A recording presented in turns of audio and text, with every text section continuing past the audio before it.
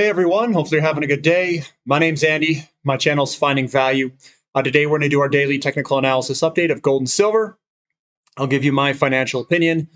Please don't use it as advice.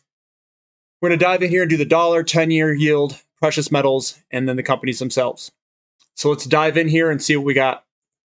So today, again, I'm going to stand by an eventual decline of the dollar will happen with the market conditions that we have.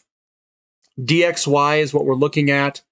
I tried changing this. I'll have to try it again to make it even easier to see, guys.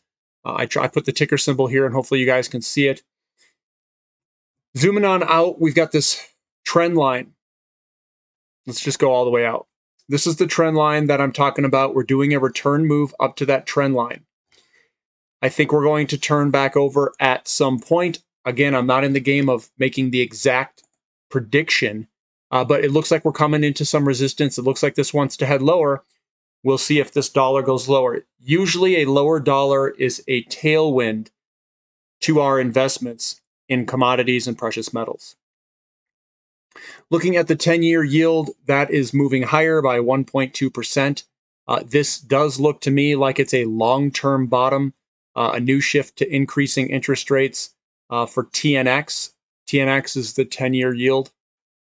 And if that is the case, this will change how we view some of the assets for a while, depending on how fast interest rates go up. If it goes up quickly, people sell bonds and stocks and rotate into precious metals. If it goes up very slowly and not very much, it doesn't impact them as much. Looking at gold, we are up $8 today. Let's zoom in. This is the daily candlestick. We are finding support right where that support line is at about $1,900. We're at 1926, so we did a nice little bounce off of it. I like it down here. I would be a buyer on this support line. This is the support that I'm looking at is from this previous high and a little bit of a pause here. So I think it'll probably hold. We may do a little bit of trading sideways before moving higher. That's a speculation. Whenever, no one knows for sure, but usually when you get a big momentum amount coming down, it needs to kind of work itself out a little bit and then go like that. It doesn't just rocket higher, unless it's a very sharp, steep decline with a large momentum already going up. But this is a little bit more momentum-ish. You could see it maybe like this, but usually if it goes down a couple times like this, it's going to take a little bit of time to work itself out. That's just usually what I've seen in history. But I do think gold's an incredibly good opportunity, the gold mining companies especially, and I'll show you why I think that. Silver, again, we're finding some support here. This is a bullish engulfing with a wick at the bottom, so it's a bullish engulfing hammer pattern. I know it's a mouthful. Bullish engulfing just means that you're engulfing the candlestick before it. You have a wick on the bottom, which makes it a hammer pattern, which means the momentum is coming to the upside. So that one looks pretty good. And I am still surprised that these prices are as low as they are. Platinum is finding support here. It was up 3%. Like I said, this was the time to buy physical platinum yesterday because that's where I would be looking. We're finding support. It is bouncing off that support. And you could have bought some good platinum here yesterday when I announced it, if you had done so. It's still good down here as well, even in this general vicinity. It's got me thinking about buying an ounce or two. I've already loaded up quite a bit, guys. I'll be honest. I was pretty aggressive when I should have. But this is still a very good opportunity down here as it's doing a return move, a full return move of this short-term resistance line, now support line, coming back and doing a retest. Why do I like gold and silver mining companies? I'm going to back out. This is the XAU to gold ratio. This ratio, let me get this out of here. This ratio, I'll just leave it because I don't know how to get out of here. This ratio here is very, very low in relationship to history. What this means is that the gold and silver mining companies are very cheap in relationship to gold itself. Gold is cheap to the money supply. Gold is cheap to stocks, stocks being like the S&P 500. Gold and silver miners and gold are cheap to everything. So the gold and silver mining companies are historically very cheap in relationship to gold and silver. And I think this is going to make a very big run to the upside. We've got the bullish engulfing. We're starting to come back up with this ratio. We've got a lot of bullish momentum here coming to the upside, and I think eventually we'll break all this to the upside. So I think gold and silver mining companies, if you were to choose any time in history to choose them, I would choose them now. They're better valued today than I think almost any time in history. I'm sure they were greatly valued in the 1970s as well, early 70s, and also in the Great Depression era. Looking at Karora Resources, so now we're getting into the individual companies themselves. KRRGF. This guy, let's go to the daily candlesticks. We're getting a little bit of selling pressure up there, down a little bit, 3.4%. I still like it up here, guys. We're above the support line. Everything looks good for Karora Resources. EXK, they had a 40 million bot deal financing or something like that. Irrespective, guys, we've got a hammer pattern here. It's above its trend line. Everything still looks good. So even though we had a large 9.5% down day, you know, I still like it here. Still looks good. FSM, Fortuna Silver Mines, another one that's broken to the upside. It's got a big bullish engulfing. I like it. I like it a lot, guys. I like it to go higher because it looks like it wants to go higher. SILJ is the same thing.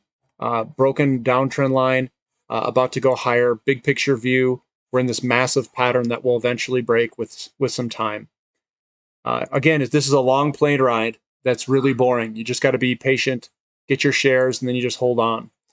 GDX, same thing. We've broken out of the pattern to the upside, a little bit of a return move, hammer pattern. I think it looks just fine. There's nothing wrong with this pattern. Everything is still intact for a move higher. Into some of the more risky companies like Metallic Minerals, little exploration company. It's looking good on the long-term basis. Eventually, I think this will go up. We're just right at the support area, chopping away sideways. Koya Resources is another one that's been chopping sideways. Momentum down, momentum sideways, and then we hope for a move higher. This is a small little exploration company, so give it time. I think it'll eventually go up with this bullish engulfing. We're just at resistance right now. If gold can take off, I think all of these will follow suit. Gold and silver. Looking at Discovery Silver, another exploration mine producer, or I should say mine developer. We're still moving in this little downtrend that we've got. Eventually, it'll break. The lows are coming up higher, so we'll see if that sticks, these higher lows. AG, First Majestic Silver, still looks really good, guys. Bullish engulfing last trading session. Today, we were up today as well. Everything looks good to move on higher for AG. Newmont, getting a little bit of the retest move. I'm going to get this out of here because it's not, I just kind of drew that in there. We're getting the return move, and hopefully we can head on higher. It's a little hammer pattern, but anywhere around this upper area is where I usually like to buy on the return move. Mag Silver, another one that's doing a little bit of a return move. Again, I like buying in this general vicinity for a move higher. Yamana Gold, it's still working itself out. Nice big bullish engulfing here. Last trading session, small little bloody nose. Usually that goes higher. And all these look really good, guys. If you take a big long-term perspective, these are all very good buy points, I think, for a long-term holder. This is very low for Impact Silver. It's just kind of scraping along at the bottom here. Volume's kicking up on the right-hand side a little bit. It still looks good. Aftermath Silver, it's down there. I'm going to get rid of this guy. It's down there. It's in its sideways chopping pattern. Hasn't really broken out or done anything. PLG just moving sideways. Kind of broke down. Still looks okay. Siboney Stillwater, I think that's how you pronounce it. At least that's what somebody in the comments said. Bullish engulfing here. And we've got a little bloody nose. I still think this will go higher. We just hit our head on an all-time high resistance area. Looking at the royalty companies, this is where I'm basically stacked, I should say. I bought Sandstorm. This is one of my holdings. It's a bullish piercing yesterday. It looks okay to move higher. We just hitting our head on some resistance before the move higher. Zooming on out, this is where we're at in the big picture view. We've got nice, good support under here. We came right back to the support area. This is where I like to buy. I did buy back there. The volume's kicking up on the right-hand side. I like it. Franco-Nevada, another one that's trying to break to the upside, a little bit of a wick at the top. You can see it pull back from the selling pressure, and we're going to take another run at it. So that looks good. EMX is starting to move higher, bullish piercing. I like it down here for myself. It still looks good. We broke out, did a return move, and then we'll probably head on higher. And guys, we have a decade of precious metals and copper and all these minerals. We have a decade-long bull market coming. These will go higher. The short-term timing is the toughest. Here's another one, Tooten Resources just going sideways. These guys have a ton of royalties on some Canadian companies. Up north, it's a very small, emerging royalty company. But they've got a lot of stuff going on. That's good for it.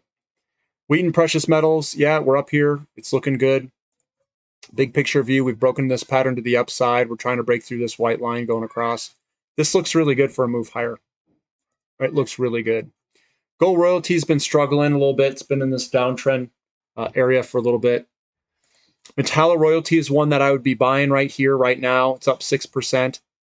It's right on top of its breakout here. We've got support right underneath it. Yeah, that looks good. MMX, another one that's very similar to Metallo royalties right here, right on top of its pattern. I bet you that's probably going to break higher at some point. Royal Gold just been moving a little bit sideways today. It's got the monster pattern of this uptrend channel. I can also move it this way as well and say it was a breakout. We consolidated here, kind of broke out, and it's been just chopping sideways for a little bit until we get all-time highs. But Royal Gold's been a strong performer. Looks good. And then Osisko Gold Royalties is one that broke its long-term trend line to the upside. Daily candlesticks. It's looking quite solid for me. I am an owner. I bought it in the donations portfolio. I need to go over the donations portfolio again. But that's what I see in the gold and silver area. In all honesty, guys, this area looks really strong. We've had some selling pressure recently after we hit the all-time highs with our head. We just went and got knocked back down. But it looks like it's gathering pretty well. It looks like it's gathering well, and hopefully we can muster up some more buying pressure. Or you want to keep it down if you want to buy some more metals.